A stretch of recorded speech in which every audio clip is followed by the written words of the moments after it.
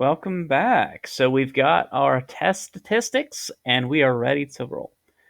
Now this is the template that I made to do all these p-values. Actually test statistics as well is calculated in this if you want to do it that way. Now you don't have to use this. You don't have to use any calculator for these sorts of things. You can do it by hand if you're willing to go cross-eyed, but I digress. So let's see here. We are doing hypothesis testing for a mean, and we don't know standard deviation. So we're going to click down here, and let's see here. Enter your claim about the population mean. So our population mean, we'll do this first one here. We're looking at 3 as our population mean.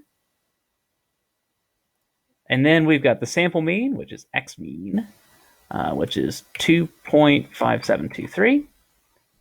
We've got our standard deviation for the sample, so 0.6505. And then finally, the number of samples for our estimate here. And that is going to be all we need to put in here, because you'll see it will calculate the test statistic using that same formula we used by hand. And there's our test statistic, negative 16.105. And of course, we get extra precision if we want it. Then we've got p-values, multiple p-values to choose from. The reason why we got more than one p-value to choose from is because Desmos doesn't know what type of test you're trying to do. Do you want to do the two-tailed test? Do you want to do the right-tailed test? Do you want to do the left-tailed test? Which test do you need to do? And for this first one, we claimed that it's less than 3.0.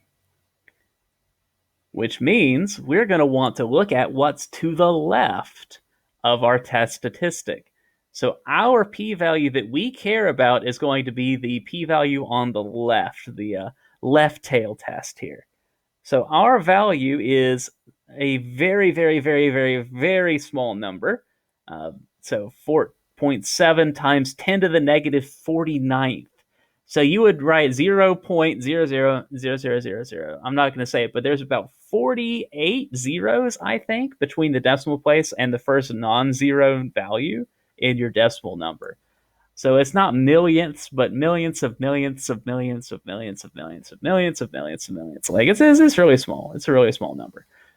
And so the lazy way, well, not lazy, just the abbreviated way that statisticians write stupidly small number is 0 plus, which is their kind of way of winking at the camera and saying it's not 0, but it might as well be. And honestly, that should not be much of a surprise to any one of you, because right, this t value is analogous. It's similar to a z-score. So negative 16 for a z-score will be 16 standard deviations away from the mean.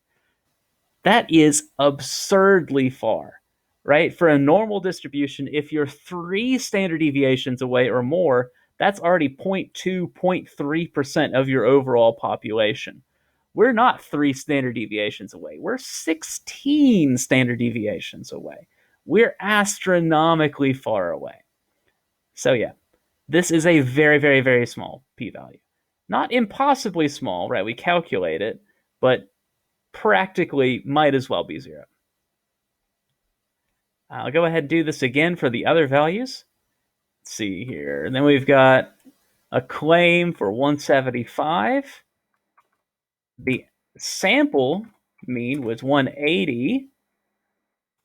Standard deviation for the sample was 43 point and some other stuff. And we had only 300 samples in that one. So that gave us a test statistic, which again, we could have calculated by hand, or we could use this equation here. And then finally, because we claimed that it was greater than 175, we are going to use this value for the right, 0.022, etc., and so forth. And I think that's about it for time. So if you want to make sure your tech is working, make sure you can get this last p-value. And then in the next video, we'll make some conclusions. I will see you then.